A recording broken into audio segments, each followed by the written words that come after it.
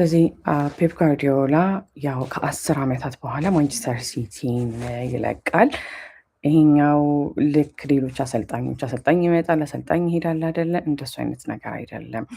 this is not just another manager exit እና ፔፕ ጋርዲዮላ ያው ማንቸስተር ሲቲን ከ10 ዓመት በኋላ በመሰናበቱ ወይም ስለዚህ ጉዳይ የተለያዩ ኢሞሽናል ኢንተርቪውስ በማለት ነው የተለያዩ የዜና ምንጮች የዘገቡት እና ስለዚህ ኢሞሽናል ኢንተርቪዎች አሉ። ከዛ በኋላ ደግሞ በእንግሊዝ የተለያዩ ወሬዎች አሉ ወይም ሩመሮች አሉ፣ የሃላንድ ጥያቄዎችም አሉ። ከዛ በተጨማሪ ደግሞ ያው የሲቲን የበላይነት ለ10 ዓመታት ማለት እንችላለን 10 ዓመት ያው በተከታታይ ፕሪሚየር ሊጉን ባያሸንፉም ግን ለብዙ ዓመታት ማንቸስተር ሲቲዎች የተለያዩ ዋንጫዎችን ቻምፒየንስ ሊጉን ጨምሮ ማሸነፍ እንዲችሉ ያስቻለ አሰልጣኝ ነው። ስለዚህ ሙሉ ታሪኩ ይህንን ይመስላል። ሙሉ ታሪኩ ብቻ ሳይሆን ትላልቅ የሚባሉ የዜና ምንጮች ስለ ፔፕ ጋርዲዮላ ማንቸስተር ሲቲን ስለመሰናበት ምን አይነት ዘገባ እንዳቀረቡ ነግራችኋለሁኝ። ስለዚህ ያው ፔፕ ጋርዲዮላ ማንቸስተር ሲቲን ኦፊሻሊ ወይም ደግሞ በይፋ ከ10 ዓመት በኋላ እንደሚለቅ ማንቸስተር ሲቲ ነው ራሱ የዘገበው። ስለዚህ ማንቸስተር ሲቲዎች ይህንን ከንፈርም አድርገዋል ወይም ደግሞ አረጋግጠዋል። ስለዚህ ፔፕ ጋርዲዮላ ከማንቸስተር ሲቲ አሰልጣኝነቱ ዛሬ እሁድ ዕለት ከአስተን ቪላ ጋር ከሚኖራቸው ጨዋታ በኋላ ያው የማንቸስተር ሲቲ አሰልጣኝነቱ ይቆማል ወይም ማንቸስተር ሲቲ ይሰናበታል ማለት ነው። ስለዚህ ፔፕ ጋርዲዮላ ተጠይቆ ነበረ ለምን ከማንቸስተር ሲቲ ቤት እንደሚለቅ እና የፔፕ ጋርዲዮላ መልስ ምን ነበረ? ለዚህ ዲፕ ኢንሳይድ አይ ኖ ኢትስ ማይ ታይም በማለት ነው የገለጸው። በቃ እኔ ውስጤ ታውቁኛል አይነት ነገር ነው የእሱ መልስ። ውስጡ የታወቀው ፔፕ ጋርዲዮላ ምንድን ነው አሁን ጊዜ መድረሱ ታውቁኛል በማለት ነው የገለጸው። ከዛ በተጨማሪ ግን ፔፕ ጋርዲዮላ ምን በማለት ነው የተናገረው? ምን አይነት ጥሩ ጊዜ ነበር ያሳለፍነው በማለት ተናግሯል። ዋት ታይም ዊቭ ሃድ ቱጌዘር በማለት ነው እንግዲህ በጣም ስሜት በተቀላቀለበት ሁኔታ የተናገረው። ስለዚህ ፔፕ ጋርዲዮላ ምንድን ነው ያለው? ለምን እንደምለቅ አትጠይቁኝ፣ ምክንያት የለም ያለው። ዜር ኢዝ ኖ ሪዘን በት ዲፕ ኢንሳይድ፣ ነገር ግን ውስጤ አይ ኖ ኢትስ ማይ ታይም፣ በቃ ውስጤ አሁን ማንቸስተር ሲቲን የመልቀቂያ ጊዜ እንደደረሰ ውስጤ ይነግረኛል በማለት ነው የተናገረው። ስለዚህ ያው ላለፉት ወራት ፔፕ ጋርዲዮላ ሊለቅ ነው እየተባለ ብዙ ወሬዎች ሲወራ ነበረ። እሱ ብቻ ሳይሆን የፔፕ ጋርዲዮላ የወደፊት የማንቸስተር ሲቲ ቆይታም እንደዚሁ በተለያዩ የዜና ምንጮች መነጋገሪያ ሆኖ ነበረ። ስለዚህ ያው ስፓኒያርድ ወይም ደግሞ ስፔናዊው ማንቸስተር ሲቲዎች ዛሬ እሑድ ከአስተን ቪላ ጋር ከሚያደርጉት ጨዋታ በኋላ እንደሚለቅ ነግሬያችኋለሁ። የፕሪሚየር ሊጉ የመጨረሻ ጨዋታ እንግዲህ ዛሬ ያደርጋል ማለት ነው። እናም ይሄ የሚሆነው ግን ፔፕ ጋርዲዮላ የ1 ዓመት ኮንትራት እየቀረው ነው። ስለዚህ በ1 ዓመት በኮንትራቱ ይቀራል። ቢሆንም ግን ዛሬ የመጨረሻ ጨዋታው ነው የሚሆነው። 1 ዓመት በኮንትራቱ መቅረቱ ምንም እዚህ ጋር ለውጥ እንደማያመጣ ነው እንግዲህ ስካይ ስፖርትስ በዘገባው የነገረን። ፔፕ ጋርዲዮላ ካፕ ደብልን በ10ኛ ዓመቱ ካሸነፈ በኋላ ነው የሚሄደው። ከዛ በኋላ ደግሞ ያው ማንቸስተር ሲቲዎች ከቦርንመዝ ጋር አቻ ባይወጡ ኖሮም ለጥቂት የዘንድሮን የፕሪሚየር ሊግ ዋንጫ የማሸነፍ እድልም ለጥቂት አምልጦት እንደሚሰናበትም ነው ስካይ ስፖርትስ እዚህ ጋር በዘገባው የሚያስረዳን። ስለዚህ እዚህ በድረገጻቸው ላይ ማንቸስተር ሲቲዎች የዘገቡት ነገር ምንድን ነው? የኤቲሃድ ስቴዲየም ኖርዝ ስታንድ የሚሉት አለ። ልክ እኛ ካታንጋ እንደዚህ እንደምንለው አይደለ? ልክ እንደሱ ኖርዝ ስታንዱ የፔፕ ጋርዲዮላ ስታንድ ወይም ደግሞ የፔፕ ጋርዲዮላ ቦታ ተብሎ እንደሚሰየም ተነግሯል ማለት ነው። ከዛ በተጨማሪ ይሄ የሚሆንበት ምክንያት ምንድን ነው? to mark his incredible contribution during his 10 historic years። ስለዚህ ፔፕ ጋርዲዮላ በማንቸስተር ሲቲ በ10 ዓመት ቆይታው ታሪክ ነው የሰራው። ምን አይነት ታሪኮች እንደሰራ እንግዲህ እኛም የተመለከትነው ነገር ነው። በተለይ በቻምፒየንስ ሊጉ በሪያል ማድሪድን ማለፍ ተስኗቸው ከዛ ግን ተስፋ ሳይቆርጡ በስተመጨረሻ ያንን መሰናክል አልፈው የቻምፒየንስ ሊጉን ዋንጫ ያነሱበት የሚዘነጋ ነገር አይደለም። ስለዚህ ያው በአሁን ሰዓት ላይ ኖርዝ ስታንዱ የፔፕ ጋርዲዮላ ስታንድ ወይም ደግሞ ፔፕ ጋርዲዮላ ስታንድ ተብሎ እንደሚሰየም ነው እንግዲህ ከዚህ ጋር የነገረን። እናም ፔፕ ጋርዲዮላ ስለዚህ ከአሁን በኋላ ወዴት ይሄዳል የሚል ጥያቄ ምናልባት ካደረባችሁ ፔፕ ጋርዲዮላ እሱ እንደተናገረው ከሆነ በቃለ መጠይቁ አሁን ከእግር ኳስ ትንሽ ብሬክ እንደሚወስድ ወይም ደግሞ እረፍት እንደሚያደርግ ነው የተናገረው። ስለዚህ ሲጠየቅ ወደ እቅዱ ምን እንደሆነ ቀጣይ ሬስት ነው ያለው፣ እረፍት በማለት ነው የተናገረው። አርብ ዕለት ፕሬስ ኮንፈረንስ አካሂዶ ነበር፣ ወይም ደግሞ ለጋዜጦች ጋዜጣዊ መግለጫ ተናግሮ ነበር ፔፕ ጋርዲዮላ። እናም በዛ ቃለ መጠየቁ ምንድን ያለው ፔፕ ጋርዲዮላ ኖ ፕላንስ ፎር ኮቺንግ ፎር ዋይል፣ ስለዚህ ለጊዜው የማሰልጠን እቅድ የለኝም በማለት ነው የተናገረው። ካልሆነ እዚህ ይሆናለሁኝ ያው ወደኋላ አፈግፍጌ ከዛ በኋላ ያው ለተወሰነ ጊዜ አላሰለጥንም በማለት ነው የተናገረው። እንደ ፈረንጆቹ አቆጣጠር ፌብሩዋሪ 2016 ወይም ደግሞ 2026 አይደል ያለ ነው በፈረንጆች። ስለዚህ ከ10 ዓመት በፊት የ55 ዓመቱ በእግር ኳስ ማሸነፍ ያለበትን ነገር በሙሉ አሸንፏል ነው የሚለው የስካይ ስፖርት ዘገባ። ስለዚህ ያ ደግሞ የእሱ ወደ ፕሪሚየር ሊጉ ኦልሞስት ሁሉንም ዋንጫዎች ኦልሞስት ሳይሆን ሁሉንም ዋንጫ ነው ያሸነፈው እና ሁሉንም ዋንጫዎች ማሸነፉ የፕሪሚየር ሊጉን ይዘት ነው የቀየረው በማለት ነው የተናገረው። እኛ እንደምናውቀው እንግዲህ ወይም እንዳየነው የፕሪሚየር ሊጉን ይዘት ነው የቀየረው ብሏል ይህ ዘገባ። ስለዚህ ፔፕ ጋርዲዮላ በማንቸስተር ሲቲ 10 ዓመት ቆይተው 20 ዋንጫዎችን ማሸነፍ ችሏል።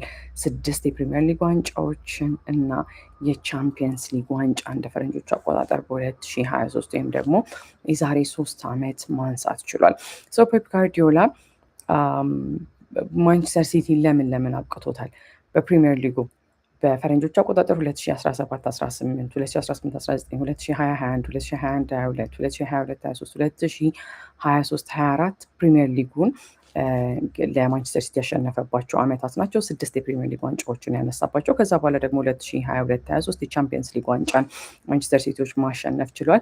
ዩኤፋ ሱፐር ካፕን በ2023 ማንቸስተር ሲቲዎች እንዲያሸንፉ ረድቷቸዋል። ኤፍኤ ካፕን 3 ጊዜ 2018 እንደ ፈረንጆቹ አቆጣጠር 2018-19፣ 2022-23 እና 2025-26ን እንዲያሸንፉ ረድቷቸዋል። ከዛ በኋላ ኢፒኤል ካፕን ደግሞ 1 2 3 4 5 ጊዜ እንዲያሸንፉ ረድቷቸዋል። 2017-18፣ 2018-19፣ 2019-20፣ 2021 እና 2025-26 ከዛ በኋላ የፊፋ የዓለም ዋንጫን የክለቦች የዓለም ዋንጫን ማሸነፍ ችሏል። ፊፋ ክለብ ወርልድ ካፕ በ2023 ከዛ ኮሚዩኒቲ ሺልድም ደግሞ ማንቸስተር ሲቲዎች እንዲያሸነፉ የረዳቸው አሰልጣኝ ነው። 2018 እንደ ፈረንጆቹ አቆጣጠር ነው እንግዲህ አሁን ዓመተ ምህረቱን የምነግራችሁ 2018፣ 2019 እና 2024 ላይ ማንቸስተር ሲቲዎች እነዚህን ዋንጫዎች እንዲያሸንፉ ረድቷቸዋል። ስለዚህ ፔፕ ጋርዲዮላ በአጠቃላይ በ10 ዓመት ቆይታው በማንቸስተር ሲቲ ቤት 20 ዋንጫዎችን ያሸነፈ አሰልጣኛቸው ነው።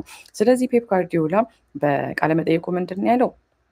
እንደ ግሎባል አምባሳደር ወይም ደግሞ እንደ ዓለም አቀፍ አምባሳደር ወይም ክለቡን እንደሚወክል የቡድኑ አባል በመሆን ግሎባል አምባሳደር በመሆን ያው የማንቸስተር ሲቲ የእግር ኳስ ግሩፕ ላይ እሱን ይቀላቀላል ማለት ነው። ስለዚህ በዚህ መሰረት ቴክኒካል ምክሮችን ለቡድኑ ወይም ደግሞ ለማንቸስተር ሲቲ እንደሚሰጥ ነው እንግዲህ እዚህ በሪፖርቱ የተገለጸው። እሱ ብቻ ሳይሆን በተለያዩ ፕሮጀክቶች እና ኮላቦሬሽኖች ላይ ወይም ደግሞ አንድ ላይ በጥምረት በሚሰሯቸው ስራዎች ላይ የፔፕ ጋርዲዮላ ተሳትፎ እንደሚኖርበት ነው የስካይ ስፖርት ዘገባ የሚነግረን።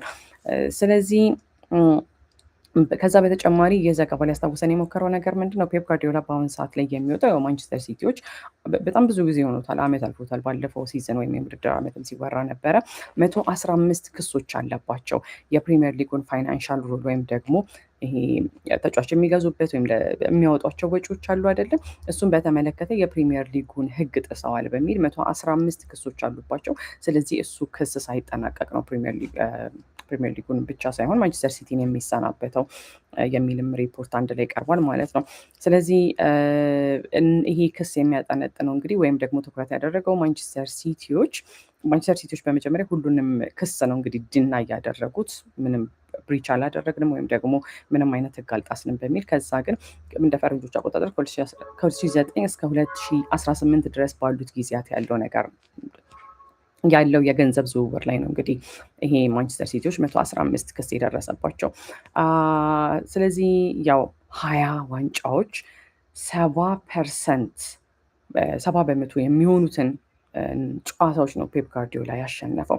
ስለዚህ በማንቸስተር ሲቲ የፔፕ ጋርዲዮላ ቁጥሮች ምን ይመስላሉ? እንግዲህ ፔፕ ጋርዲዮላ በማንቸስተር ሲቲ ቤት በስሙ 20 ዋንጫዎች አሉት። ከ592 ጨዋታዎች 416ቱን አሸንፏል እንደ ማንቸስተር ሲቲ አሰልጣኝነት ማለት ነው። ስለዚህ ፔፕ ጋርዲዮላ ምን ያህል ጨዋታዎችን ያሸነፈው? 70.3% የሚሆኑትን ጨዋታዎች ሬሽዮ ሲሰራ እነሱን አሸንፏል ማለት ነው። ስለዚህ ፔፕ ጋርዲዮላ ከዚህ ከድሉ በተጨማሪ ካደረጋቸው 592 ጨዋታዎች መካከል 89ን ቡድኑ ሲሸነፍ 87ቱን ደግሞ አቻ ወጥቷል ማለት ነው። ስለዚህ ፔፕ ጋርዲዮላ አቻ ከወጣቸው ከተሸነፋቸው ጨዋታዎች መካከል እንደ ማንቸስተር ሲቲ አሰልጣኝነቱ ያሸነፈው ይበልጣል ማለት ነው። ስለዚህ የፔፕ ጋርዲዮላ ቡድን በእነዚህ ሁሉ ጨዋታዎች 1422 ጎሎችን አስቆጥረዋል። 520 ጎሎች ብቻ ናቸው የተቆጠሩባቸው። በእያንዳንዱ ጨዋታ በአቬሬጅ 2.4 ጎሎች ቡድኑ ያስቆጥራል ማለት ነው በጨዋታ። ከዛ በኋላ በሁሉም ውድድሮች ላይ ፕሪሚየር ሊግ፣ ቻምፒየንስ ሊግ ሁሉንም ስንቆጥረው ደግሞ 0.88 ጎሎችን ወደ አንድ ይጠቃል። ቢያንስ በጨዋታ አንዳንድ ጎሎችን ቡድኑ ያስቆጥራል። ከዛ በተጨማሪ ደግሞ ከዲሴምበር 2020 እስከ ማርች 2021 ከአንድ ዓመት በላይ ፔፕ ጋርዲዮላ ቡድኑ 21 ጨዋታዎችን ያለምንም መሸነፍ እንግዲህ በዛ ጉዞ ላይ የመራ አሰልጣኝ ነው። ከዛ እሱ ብቻ ሳይሆን while his longest losing run was 5 games in October and November 2024። ስለዚህ ፔፕ ጋርዲዮላ በተከታታይ የተሸነፋቸው ጨዋታዎች ምን ያህል ናቸው? 5 ጨዋታዎች ናቸው እንደ ፈረንጆች አቆጣጠር ከኦክቶበር እስከ ኖቬምበር 2024 የሚደርሱ። ስለዚህ ዋናው ጥያቄ ፔፕ ጋርዲዮላ 20 ዋንጫዎች ፕሪሚየር ሊጉን 6 ጊዜ ቻምፒየንስ ሊግ ይህን ሁሉ ነገር አሳክቶ ለምን ማንቸስተር ሲቲን ይለቃል የሚለው ጥያቄ ቅድም ነግሬያችኋለሁ። ኢትስ ታይም ብሏል። በቃ ጊዜው ደርሷል እና ኢትስ ናት like going to sleep one day and the day after to say now it's time። ስለዚህ የሆነ ቀን ተኝተህ ከዛ ስትነሳ አሁን ጊዜው ደርሷል እንደማለት ሲሆን it's a process ወይም ደግሞ ሂደት ነው በማለት ነው የገለጸው። I felt it for a while በቃ ለተወሰኑ ጊዜያት፣ አሁን ቅርብ የሆነ ጊዜ ሳይሆን ከተወሰነ ጊዜያት ጀምሮ ይሄ ስሜት ታውቆኛል በማለት ነው የገለጸው። ስለዚህ ቡድኑ እኔን ያከብረኛል ውሳኔውንም በማለት ነው የተናገረው። ስለዚህ ፔፕ ጋርዲዮላ ማንቸስተር ሲቲን ለመልቀቅ ሲወስን ቡድኑ ያንተ ውሳኔ እስከሆነ ድረስ ብሎ የእሱን ውሳኔ እንዳከበረ ነው ፔፕ ጋርዲዮላ የተናገረው። ቡድኑ ዝግጁ መሆን አለበት። ይህ ስራ የሴልኸርስት ፓርክ፣ አንፊልድ፣ ማድሪድ እና ማድሪድ ኤፍኤ ካፕ፣ አሁን ደግሞ ህይወቴን መኖር አለብኝ፣ ህይወቴን ኖሬ ቀጣይ ምን እንደሚፈጠር ማወቅ አለብኝ በማለት ነው እንግዲህ ፔፕ ጋርዲዮላ የተናገረው። ቡድኑ አዲስ አሰልጣኝ ይፈልጋል፣ አዲስ ኤነርጂ ይፈልጋል። በእነዚህ ምርጥ ተጫዋቾች፣ አሁን ባሉን ምርጥ ተጫዋቾች አዲስ ነገር በማንቸስተር ሲቲ ቤት ያስፈልጋል። እናም አዲስ ምዕራፍ መጻፍ መጀመር አለብን በማለት ነው የተናገረው። and start to write a new chapter በማለት ፔፕ ጋርዲዮላ መልሷል። it's not about when መቼ የሚለው አይደለም ጥያቄው። you know the time ጊዜውን ታውቀዋለህ። ከአንድ ሳምንት በፊት አይደለም። ውድድር ላይ ነን ያለ ነው። ተጫዋቾቹ ከኔ ጋር እንዲሆኑ እፈልጋለሁኝ፣ እኔም ከነሱ ጋር እንደሆን እፈልጋለሁኝ። እናም ከዛ በኋላ ኦኬ ወይም ደግሞ እሺ የምንልበት ጊዜ ይመጣል። እሱ ብቻ ሳይሆን ቱ ማይ ፒፕል ነው ያለው፣ ለእኔ ሰዎች ወይም ደግሞ ለወገኖቼ ብለን ልንተረጉመው እንችላለን። ለእነሱ በአግባቡ ወይም ደግሞ እነሱን በአግባቡ መሰናበት እፈልጋለሁኝ በማለት ፔፕ ጋርዲዮላ ተናግሯል። ፔፕ ጋርዲዮላ ኢነርጂ ሌቭል ወይም ደግሞ እሱ ያለው የኢነርጂ ደረጃ ብለን ተርጉም እንችላለን። ስለዚህ ስለመሄዱ አስተዋጽኦ እንዳለው ተጠይቆ አብሶሉትሊ በትክክል በማለት ነው የመለሰው። አብሶሉትሊ። ስለዚህ አይ ፊል አይ ዊል ናት ሃቭ ዘ ኤነርጂ ኤቭሪ ዴይ፣ ሁል ጊዜ የኃይል ወይም ደግሞ የኤነርጂ ይኖረኛል ብዬ አላምንም። ለዋንጫው መታገል አለብን። ራሴን አውቀዋለሁኝ። I have that energy but I feel like I will not have it in the future። ያ ኢነርጂ አሁን አለኝ፣ ነገር ግን ወደፊት የሚኖረኝ አይመስለኝም በማለት ፔፕ ጋርዲዮላ ተናግሯል። 10 ዓመታት ሆነውታል። ይሄ ህልም አይደለም። ከ10 ዓመታት በኋላ ኦኬ ፔፕ፣ እሺ ፔፕ፣ አሁን ነገሮችን ማንቀሳቀስ ወይም ደግሞ ነገሮችን መነቅነቅ እንችላለን። አዳዲስ ፊቶችንም ማየት እንችላለን። ስለዚህ አሁን ለእኔ ለመሄድ ምርጡ ሰዓት ነው። ኢትስ ዘ ፐርፌክት ሞመንት ዘ ፐርፌክት ታይም በማለት ነው እንግዲህ የተናገረው ፔፕ ጋርዲዮላ። ፔፕ ጋርዲዮላ በነገራችን ላይ ስለስንብቱ ሙሉ ኢንተርቪው ወይም ደግሞ ቃለመጠይቁ ዩቲዩብ ላይ አለ። ከዛ የተወሰኑት የተናገራቸው ነገር ምንድን ነው ያለው? ምንም አይነት ነገር ለዘላለም አይደለም በማለት ፔፕ ጋርዲዮላ ተናግሯል። ናቲንግ ኢዝ ኤተርናል ነው ያለው። ስለዚህ እኔ እዚህ ሆናለሁ፣ ስለዚህ እኔ እዚህ ስሆን ያው የሁል ጊዜ ስሜት ወይም ደግሞ ኢተርናል የሚለው ስሜት ውስጥ ይኖራል። ሰዎቹ ወይም ደጋፊዎቹ፣ ማንቸስተር ሲቲ ቤት ያለኝ ትዝታ፣ ለማንቸስተር ሲቲ ያለኝ ፍቅር ያ ሁሉ አብሮኝ ይቆያል በማለት ነው የተናገረው። ስለዚህ አሁን የምታዩት ሲቲ በስራ የተገነባ ማንቸስተር ሲቲ ነው በማለት ነው የተናገረው። ዩ ሲት ኢን ደ ከለር ኦፍ ደ ብሪክስ፣ በድንጋዮቹ ወይም ደግሞ በግንቦቹ ቀለም ያንን ትመለከቱታላችሁ። በጠዋት ከሚገቡት ሰዎች አንስቶ ማታ አምሽተው እስከሚወጡት ሰዎች ድረስ ፋብሪካዎቹ፣ ዩኒየኖች ወይም ደግሞ ከማህበራቱ፣ ሙዚቃው ብቻኝ በቃ በቀላሉ ኢንዱስትሪያል ሪቮሉሽን and how this changed the world ምን ያህል ዓለም እንደቀየረ ከዛ የምንመለከተው ነገር ነው። and I think I grew to understand that and my teams did too። ስለዚህ ያንን እኔ የተረዳሁት ይመስለኛል፣ ቡድኔም የተረዳው ይመስለኛል በማለት ነው የተናገረው። ፔፕ ጋርዲዮላ ሲቀጥል ምንድን ነው ያለው? ጠንክረን ሰርተናል፣ we worked, we suffered፣ ተሰቃይተናልም፣ we fought፣ ታግለናልም and we did things our own way፣ ነገሮችንም በራሳችን መንገድ አድርገናል። our way፣ በራሳችን መንገድ በማለት መልሷል። ስለዚህ ፔፕ ጋርዲዮላ ሲቀጥል ምን አለ? ጠንክሮ መስራት የተለያዩ ቅርጾች አሉት። ወደ ቦርንመዝ ስንሄድ ፕሪሚየር ሊጉን አተነዋል። እናም እዛ እናንተ ነበራችሁ። ወደ ኢስታንቡል ስንሄድ እዛ ነበራችሁ ወይም አብራችሁን ነበራችሁ። አስታውሱ። የማንቸስተር አሬና አታክ ይላል። ከዛ በኋላ ማንቸስተር ሲቲዎች ያላቸውን ጥንካሬ ለዓለም ሲያሳዩ ምንድን ነው ያያችሁት? ብስጭት አይደለም፣ ፍርሃት አይደለም፣ ፍቅር ብቻ ነው። ኮሚዩኒቲ በማለት ነው የገለጸው። አንድነት፣ ሲቲ ዩናይትድ፣ አንድ ላይ የሆነ ከተማ በማለት ነው የተናገረው። አስታውሱ ብሏል በድጋሚ ሪሜምበር። በኮቪድ ጊዜ እናቴን ማጣቴ፣ በዛን ሰዓት ላይ ይህ ቡድን እኔን ተሸክሞኝ ነበረ። ደጋፊው፣ ስታፉ፣ የማንቸስተር ሰዎች በዛን ሰዓት ላይ የሚያስፈልገኝን ጥንካሬ በሙሉ ሰጥታችሁኛል። ክሪስ፣ ልጆቼ፣ ሙሉ ቤተሰቤ እንደ ሁልጊዜው አብራችሁኝ ነበራችሁ። ስለዚህ በስተመጨረሻ ምን አለ?